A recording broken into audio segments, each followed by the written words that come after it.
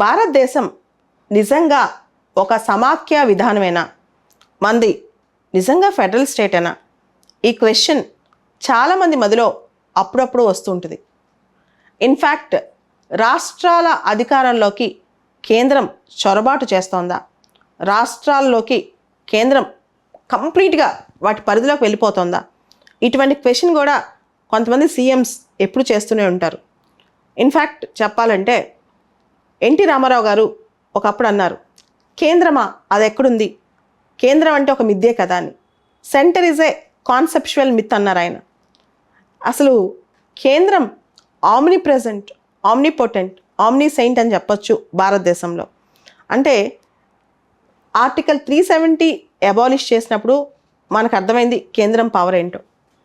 అంతెందుకు చాలా రాష్ట్రాల జాబితాలో ఉన్నవి కాంకరెంట్ లిస్టులోకి, ఉమ్మడి జాబితాలోకి తీసుకొస్తున్నప్పుడు తెలంగాణ సీఎం కేసీఆర్ గారు అన్నారు, అసలు కాంకరెంట్ లిస్టే తీసేస్తే బాగుంది, ఏదర్ సెంట్రల్ లిస్ట్ లేదా స్టేట్ లిస్ట్ ఉంటే సరిపోద్ది కదా, యూనియన్ లిస్ట్ స్టేట్ లిస్ట్ ఉంటే సరిపోద్ది కదా, అసలు కాంకరెంట్ లిస్ట్ వల్ల స్టేట్స్కి అన్యాయం జరుగుతుందని చెప్పి ఇలా చాలా విషయాల్లో కేంద్రానికి రాష్ట్రాలకు మధ్య అసలు మనం నిజంగా ఫెడరల్ వ్యవస్థలో ఉన్నామా? ఈ మధ్య మనం చూస్తే గవర్నర్ విషయంలో కూడా గవర్నర్ అపాయింట్మెంట్స్, గవర్నర్ యొక్క పాత్ర చాలా వివాదాస్పదం అవుతుంది. ఇది భారతదేశం యొక్క అంటే మన వ్యవస్థనే క్వశ్చన్ చేస్తుంది అనమాట. మనది ఫెడరల్ సిస్టమా, యూనిటరీ సిస్టమా, క్వాజీ ఫెడరల్ సిస్టమా అని. కొంతమంది గొప్ప గొప్ప నాయకులు ఎప్పుడు చెప్తుంటారు, ఇండియా సమాఖ్య విధానమే కానీ కేంద్రం వైపు మొగ్గు చూపుతున్న సమాఖ్య అని చెప్పి. ఇక ప్రజెంట్ ట్రెండింగ్ టాపిక్ ఢిల్లీ విషయానికి వద్దాం. ఢిల్లీ అనేది అందరి కళ్ళు దాని మీదే. Delhi is a power centre మనకు తెలుసు. అదే ఢిల్లీలో మనకి దౌత్యవేత్తల కార్యాలయాలు అంటే ఎంబసీస్, పెద్ద పెద్ద ఆఫీసెస్ ఉంటాయి. సెంట్రల్ గవర్నమెంట్ అడ్మినిస్ట్రేషన్ అక్కడి నుంచే చేస్తుంది. Army, navy, air force head quarters ఉంటాయి. పార్లమెంట్ భవన్ బిల్డింగ్స్ ఉంటాయి. ఎంపీస్ అందరూ అక్కడే ఉంటారు సెషన్స్ జరుగుతున్నప్పుడు. So Delhi is a prime place. ఇండియాలో ఏ ప్రైమ్ థింగ్, ఏ హ్యాపెనింగ్ థింగ్ ఉన్నా ఢిల్లీలో జరుగుతుంది. నార్త్ బ్లాక్, సౌత్ బ్లాక్, అన్ని మినిస్ట్రీస్ హెడ్ క్వార్టర్స్ ఇవన్నీ అక్కడ ఉన్నాయన్నమాట సెంట్రల్ గవర్నమెంట్లో. సో ఢిల్లీ ఇంత ప్రైమ్ ప్లేస్ కదా. ఢిల్లీ అడ్మినిస్ట్రేషన్ ఎలా ఉండాలి, దీనికి సంబంధించి మనం చూస్తే కనుక బ్రిటిష్ వాళ్ళ టైంలో ఢిల్లీ చీఫ్ కమిషనర్ ప్రావిన్స్. 1956లో రాష్ట్రాల పునర్వ్యవస్థీకరణ జరిగినప్పుడు ఢిల్లీని యూనియన్ టెరిటరీగా చేశారు. 1956 నుంచి ఢిల్లీ యూటీ అన్నమాట. అయితే 1991లో 69th కాన్స్టిట్యూషనల్ అమెండ్మెంట్ యాక్ట్ వచ్చింది, 69వ రాజ్యాంగ సవరణ. ఆ 69th అమెండ్మెంట్ ప్రకారం ఢిల్లీని ఎన్సిటీగా పేర్కొన్నారు, నేషనల్ క్యాపిటల్ టెరిటరీ.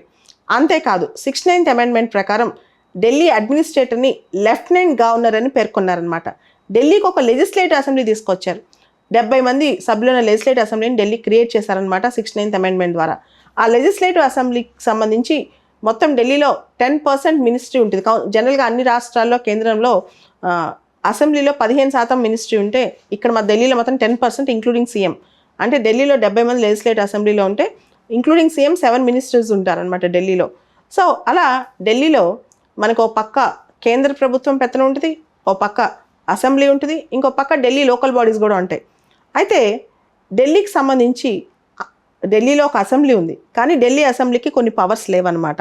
ఏం పవర్స్ లేవంటే స్టేట్ లిస్ట్లో 3 ఇంపార్టెంట్ పవర్స్ జనరల్గా ఉంటాయి: ల్యాండ్, పబ్లిక్ ఆర్డర్, పోలీస్.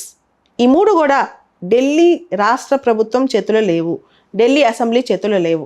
అంటే ఢిల్లీలో భూమి సంబంధించిన అంశాలు, ల్యాండ్కి సంబంధించిన అంశాలు, ఢిల్లీలో పబ్లిక్ ఆర్డర్కి సంబంధించిన అంశాలు, తర్వాత ఢిల్లీకి సంబంధించి పోలీస్, ఢిల్లీ పోలీస్, ఈ 3 కూడా ఢిల్లీ స్టేట్ గవర్నమెంట్ పరిధిలో లేవు. ఒక మాటలో చెప్పాలంటే ఒక స్కూల్కి ప్రాపర్ ప్లేస్లో ప్లే గ్రౌండ్ ఇవ్వాలన్నా ఢిల్లీ స్టేట్ గవర్నమెంట్ వల్ల కాదు. అదేవిధంగా ఢిల్లీ పోలీస్ అనేవాళ్ళు ఢిల్లీ స్టేట్ గవర్నమెంట్ పరిధిలో ఉండరు. అండ్ 3వ ఇంపార్టెంట్ థింగ్, ఢిల్లీలో పబ్లిక్ ఆర్డర్ అనేది మీకు తెలుసు, Delhi is a heart of India కాబట్టి, అంటే ఏ అటాక్ ఏదైనా సరే ఢిల్లీని కాపాడుకోవాల్సిన బాధ్యత, పెద్ద బాధ్యత కాబట్టి ఢిల్లీ రక్షణ అనేది ఢిల్లీ పోలీస్ అది కేంద్రం చేతిలో ఉంటుంది అనమాట. సో ఇవన్నీ కూడా సెంట్రల్ గవర్నమెంట్ చేతిలో ఉన్నాయి. అలాంటప్పుడు రాష్ట్రం ఎందుకు ఢిల్లీకి అని చెప్పి చాలామంది అంటారు. అసలు ఢిల్లీ అంటే మమ్మల్ని పేరుకి మాకు అసెంబ్లీ తీసుకొచ్చారు, మమ్మల్ని నేషనల్ క్యాపిటల్ టెరిటరీ అన్నారు, మనకి ఎన్నికలు పెట్టారు, మాకు ఒక ప్రభుత్వం ఉంది, కానీ ఈ ప్రభుత్వం ఏం చేస్తుంది? ఇంకా దారుణం ఏంటంటే ఢిల్లీలో ఐఏఎస్, ఐపీఎస్ ఆఫీసర్స్, అక్కడున్న బ్యూరోక్రాట్స్ ట్రాన్స్ఫర్స్, పోస్టింగ్స్ కూడా ఢిల్లీ స్టేట్ గవర్నమెంట్ చేతిలో ఉండవు. అలాంటప్పుడు అసలు మేము ఎందుకు అని చెప్పి ఆలోచిస్తున్నారు ఢిల్లీ ప్రభుత్వం. చాలాసార్లు ఢిల్లీలో డబుల్ ఇంజిన్ గవర్నమెంట్ ఉన్నప్పుడు, అంటే కేంద్రము ఢిల్లీ ఎన్సిటీలో ఒకటే ప్రభుత్వం ఒకటే పార్టీ రూలింగ్లో ఉన్నప్పుడు పెద్ద గొడవలు వచ్చాయి కాదు. ఎప్పుడైతే ఢిల్లీలో సెంట్రల్లో ఒక పార్టీ, స్టేట్లో ఇంకో పార్టీ రూల్ చేస్తుందో చాలా టజిల్స్, చాలా కాన్ఫ్లిక్ట్స్ స్టార్ట్ అయ్యాయి. ఇన్ఫ్యాక్ట్ చెప్పాలంటే 2013లో ఆమ్ ఆద్మీ పార్టీ ఎప్పుడైతే పవర్లోకి వచ్చిందో కేజ్రీవాల్ గారు అప్పటి నుంచి కూడా కేంద్రంతో లాగర్ హెడ్స్లోనే ఉన్నారని చెప్పొచ్చు. ఢిల్లీకి స్టేట్హుడ్ కావాలి అని ఒక క్వశ్చన్ ఆయన అన్నారు. నాకు ఢిల్లీకి స్టేట్హుడే కావాలి, ఢిల్లీకి స్టేట్కి పవర్స్ ఎక్కువ కావాలి అని చెప్పి. మాకు ఇంత చేసి ఇంత ఎలక్షన్స్ పెట్టి డెమోక్రటికల్గా మేము ఎలక్ట్ అయ్యాం, కానీ కేంద్రం పెత్తనం ఢిల్లీలో ఎక్కువగా ఉంది అని చెప్పి. ఈ 10 సంవత్సరాల నుంచి కూడా ఈ గొడవ కొనసాగుతూనే ఉందన్నమాట. ఢిల్లీలో రాష్ట్ర ప్రభుత్వానికి, ఢిల్లీలో ఉన్న లెఫ్టినెంట్ గవర్నర్ కేంద్ర ప్రభుత్వ ప్రతినిధిగా ఇద్దరి మధ్య కాన్ఫ్లిక్ట్ జరుగుతూనే ఉంది. సో ఇది ఒక వివాదాస్పదమైన అంశం అని చెప్పొచ్చు. అసలు ఇక్కడ ఒక విషయం మనం గమనించాల్సిన పెద్ద అంశం ఏంటంటే, ఢిల్లీకి సంబంధించి నిన్న రాజ్యసభలో ఒక బిల్లు పాస్ అయింది. వివాదాస్పదంగా రీసెంట్గా ఒక ఢిల్లీ సర్వీసుల బిల్లు లోక్సభలో పాస్ అయ్యి 5-6 రోజులు అయిపోయింది. నిన్న నైట్ సోమవారం రాత్రి రాజ్యసభ ఈ బిల్లుకి ఆమోదం తెలిపింది. ఇప్పటికే లోక్సభ ఆమోదం తెలిపిన ఈ బిల్లు రాజ్యసభలోకి చర్చలు చేపట్టినప్పుడు కాంగ్రెస్, ఆమ్ ఆద్మీ పార్టీ సహా అపోజిషన్ పార్టీస్, విపక్షాలు చాలా అభ్యంతరాలు తెలిపాయన్నమాట. కానీ మీకు తెలుసు, లోక్సభలో రూలింగ్ పార్టీకి థంపింగ్ మెజారిటీ ఉంది. రాజ్యసభలో కూడా ఈ ఢిల్లీ సర్వీసెస్ బిల్లుకు అనుకూలంగా 131 ఓట్లు, వ్యతిరేకంగా 102 ఓట్లు పడ్డాయన్నమాట. ఈ బిల్లు ప్రజల హక్కులు పరిరక్షించడానికి, ప్రజాస్వామ్యాన్ని పరిరక్షించడానికి తీసుకొచ్చామని చెప్పి ప్రభుత్వం చెప్తుంటే, ఇంకో పక్క విపక్షాలు మాత్రం ఈ బిల్లు ప్రజల హక్కులను కాలు రాస్తుందని చెప్పి, ఫెడరల్ సిస్టమ్ని తొక్కేస్తుందని చెప్పి కూడా చెప్పడం జరుగుతుంది. సో ఈ బిల్లు పైన విపక్షాలు, అంటే ఇండియా కూటమి తమ వాదన వినిపించుకోవడానికి, మాకు నచ్చలేదని చెప్పడానికి రాజ్యసభలో మనం గమనిస్తే మన్మోహన్ సింగ్ గారు బిల్లుకి వ్యతిరేకంగా ఓటేయడానికి వీల్చైర్లో వచ్చినట్టు తెలుస్తోంది. అదేవిధంగా శిబు సోరెన్ జేఎంఎం లీడర్, ఆయన కూడా అనారోగ్యంగా ఉన్న వచ్చి ఈ బిల్లుకి వ్యతిరేకంగా ఓటేసినట్టు అర్థమవుతుందన్నమాట. సో అదే ఈ బిల్లు ఇప్పుడు కాంట్రవర్సీలో ఉన్న bill, government of national capital territory of Delhi amendment bill 2023 అనమాట.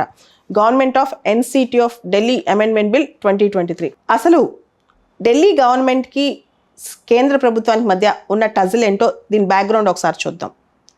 ఇక్కడ స్టేట్ లిస్ట్లో సర్వీసెస్ అనే ఒక మాట ఉంది. సర్వీసెస్ అనే ఒక ఐటమ్ ఉందన్నమాట.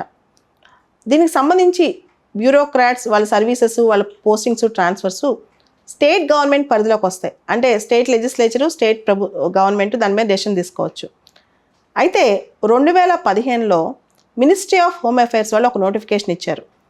ఢిల్లీకి సంబంధించి సర్వీసెస్కి సంబంధించిన అంశాలు ఫైనల్ కంట్రోల్ సెంట్రల్ గవర్నమెంట్లో ఉంటుంది. అంటే లెఫ్టినెంట్ గవర్నర్ దీనిపైన ఫైనల్ కంట్రోల్ ఎక్సర్సైజ్ చేస్తారని. దాంతో ఒక చిన్న పోస్టింగ్ ఇవ్వాలన్నా, ట్రాన్స్ఫర్ చేయించుకోవాలన్నా, అడ్మినిస్ట్రేటివ్ కన్వీనియన్స్ కోసం ఢిల్లీ ప్రభుత్వం ఎటువంటి నిర్ణయం తీసుకోవాలన్నా సరే అంత ఈజీ అయిన పని కాదనమాట. సో దీనికి సంబంధించి లీగల్ బ్యాటిల్ స్టార్ట్ అయింది. సర్వీసెస్ ఎవరి కిందకు వస్తాయి? ఢిల్లీ స్టేట్ గవర్నమెంట్ కింద వస్తాయా, లేదా సెంట్రల్ గవర్నమెంట్ నిర్ణయం తీసుకుంటారా? అంటే లెఫ్టినెంట్ గవర్నర్ నిర్ణయం తీసుకుంటారా? లెఫ్టినెంట్ గవర్నర్ అనేవాడు సెంట్రల్ గవర్నమెంట్ పరిధిలో యాక్ట్ చేస్తుంటారు. ఆయన సెంట్రల్ గవర్నమెంట్ ఇండైరెక్ట్గా సెంట్రల్ గవర్నమెంట్ ఇచ్చిన డైరెక్షన్స్ని బట్టి. సో ఎవరిని బట్టి నిర్ణయాలు వస్తాయి, సర్వీసెస్ ఎవరి చేతిలో ఉంటాయి, ఢిల్లీలో ఐఏఎస్లు, ఐపీఎస్లు, ఇతర ట్రాన్స్ఫర్లు, పోస్టింగ్లు, వీటన్నిటికి సంబంధించి దీనికి సంబంధించి లీగల్ బ్యాటిల్ స్టార్ట్ అయింది. కోర్టులో గొడవ వెళ్ళిందనమాట.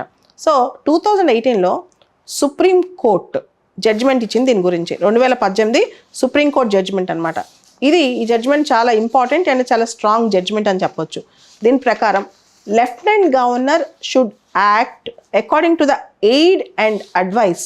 Lieutenant governor should act according to the aid and advice of the council of ministers of the Delhi. అంటే lieutenant governor council of ministers చెప్పిన విధంగా వినాలి ఈ సర్వీసెస్ విషయంలో. అట్ ద సేమ్ టైం అదే సందర్భంలో ఢిల్లీ కూడా ఒక మాట గుర్తుపెట్టుకోవాలి, ఢిల్లీ అనేది ఫుల్ ఫ్లెడ్జ్ స్టేట్ కాదు, దానికి కొంత లిమిటేషన్స్ ఉంటాయని చెప్పి. సో ఓవరాల్గా ఈ జడ్జిమెంటు ఢిల్లీ ప్రభుత్వానికి ఫేవర్గా వచ్చిందనమాట.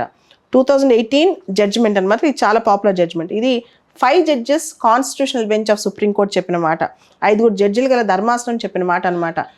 Lieutenant governor council of ministers చెప్పిన విధంగా నడుచుకోవాలి అని చెప్పి. అయితే ఢిల్లీ గవర్నమెంట్ ఒక మాట గుర్తుపెట్టుకోవాలి, ఢిల్లీ ఫుల్ ఫ్లెడ్జ్ స్టేట్ కాదు అని చెప్పి. సో దాని తర్వాత 2019లో ఇది మళ్ళీ 2 జడ్జెస్ బెంచ్ దగ్గరికి వెళ్ళింది, సుప్రీంకోర్టు జడ్జి దగ్గరికి. 2 జడ్జిలు గల ధర్మాసనం. దీనిలో స్ప్లిట్ వర్డిక్ట్ ఇచ్చారు. అంటే ఒక జడ్జి ఏమో ఢిల్లీ గవర్నమెంట్ పవర్స్ ఉంటాయంటారు, ఇంకో జడ్జి ఏమో లెఫ్టినెంట్ గవర్నర్స్ పవర్స్ ఉంటాయి అంటారు. సో మళ్ళీ ఈ జడ్జిమెంట్ మళ్ళీ రీసెంట్గా ఇది మళ్ళీ సుప్రీంకోర్టులో కేసు నడిచిందనమాట ఇదే అంశం మీద. రీసెంట్గా మే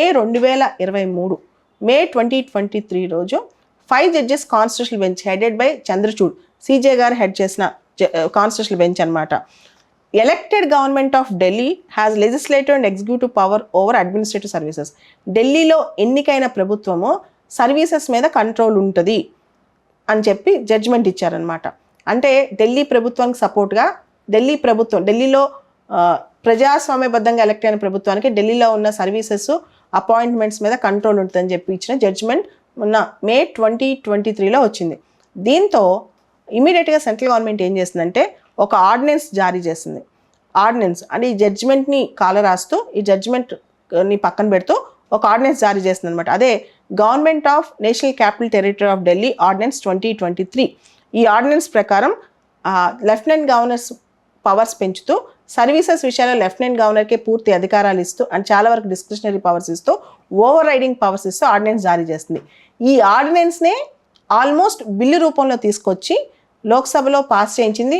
మొన్న మనం గమనిస్తే లోక్సభలో 3rd ఆగస్ట్ రోజు పాస్ అయింది అండ్ రాజ్యసభలో నిన్న 7th ఆగస్ట్ రోజు పాస్ అయిందనమాట. సో ఢిల్లీలో ఇప్పుడు సర్వీసెస్ విషయంలో లెఫ్టినెంట్ గవర్నర్దే పై చెయ్యి, లెఫ్టినెంట్ గవర్నర్కే పవర్స్ ఎక్కువ ఉంటాయి. అసలు ఈ బిల్లులో ఈ కొత్త బిల్లు లోక్సభలో తర్వాత రాజ్యసభలో పాస్ అయిన ఈ బిల్లులో ఏమున్నాయో ఒకసారి చూద్దాం. Key points of the bill అనమాట. ఫస్ట్, ఈ బిల్లులో నేషనల్ క్యాపిటల్ సివిల్ సర్వీసెస్ అథారిటీని ఒక అథారిటీ కన్స్టిట్యూట్ అవుతుంది. National capital civil services authority. ఈ అథారిటీ లెఫ్టినెంట్ గవర్నర్కి రికమెండేషన్స్ వస్తాయి. కేవలం రికమెండేటరీ బాడీ అనమాట. ఇది సిఫార్సులు చేస్తుంది. దీనిలో ఏ విధమైన సిఫార్సులు?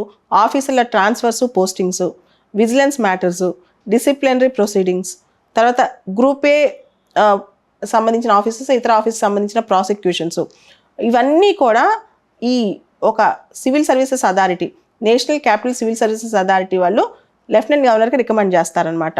ఈ అథారిటీలో ఎవరు ఉంటారంటే ఢిల్లీ సీఎం చైర్మన్గా ఉంటారు. Principal home secretary of Delhi government as member secretary, chief secretary of Delhi government. అంటే home secretary of Delhi government, chief secretary of Delhi government and Delhi CM చైర్మన్గా ఉంటారు. ముగ్గురు ఉంటారనమాట. నేషనల్ క్యాపిటల్ సివిల్ సర్వీసెస్ అథారిటీలో ఆ కమిటీలో ముగ్గురు ఉంటారు. ఒకళ్ళు సీఎం ఆఫ్ ఢిల్లీ చైర్మన్, తర్వాత ఇద్దరు officers, principal home secretary of Delhi government, principal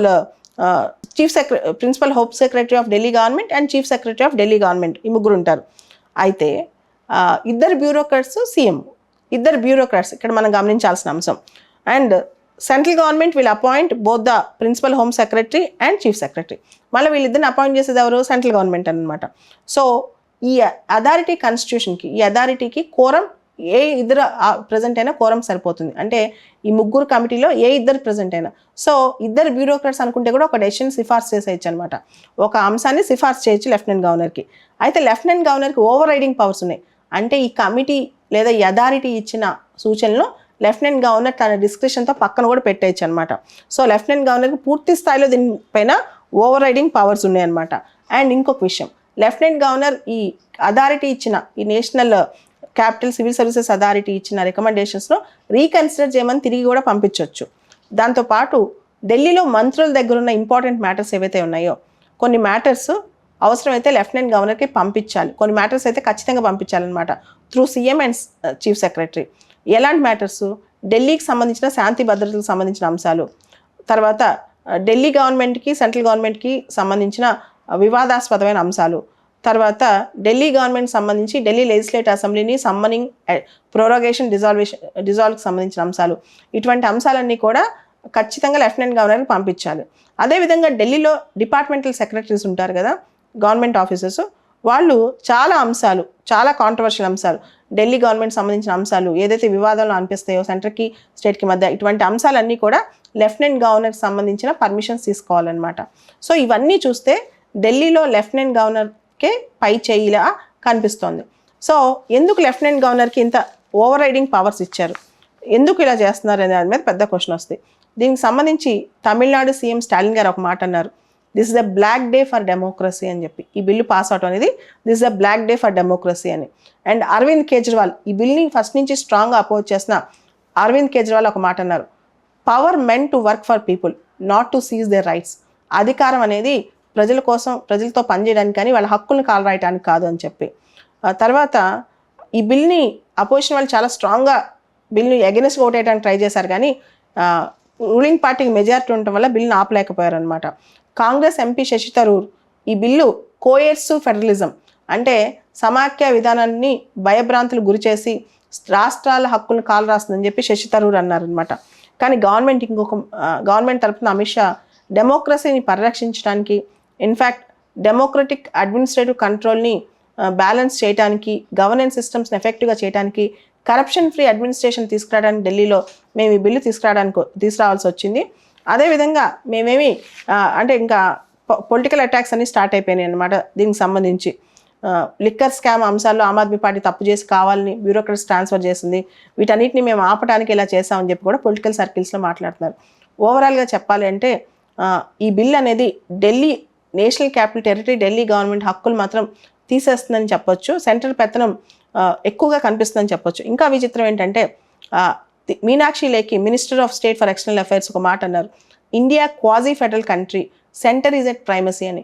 భారతదేశం అర్ధ సమాఖ్య, పూర్తి స్థాయి సమాఖ్య కాదు, సెంటర్కే పెత్తనం ఎక్కువ ఉంటుంది. సో ఈ బిల్లు జాతీయ నేషనల్ ఇంట్రెస్ట్ని ప్రమోట్ చేయడానికి, జాతి ప్రయోజనాలను ప్రమోట్ చేయడానికి ఉంది, ఢిల్లీ యొక్క ప్రయోజనాలను ప్రమోట్ చేయడానికి ఉంది, కాబట్టి ఈ బిల్ని క్వశ్చన్ చేయడానికి వీలు లేదని చెప్పడం జరిగింది ఆవిడ. సో గవర్నమెంట్ తరపునేమో సెంట్రల్ గవర్నమెంట్కే పెత్తనం ఉంటుంది దీనిపైన అని చెప్తున్నారు. ఈ బిల్లు 100% కరెక్ట్ అని చెప్తున్నారు.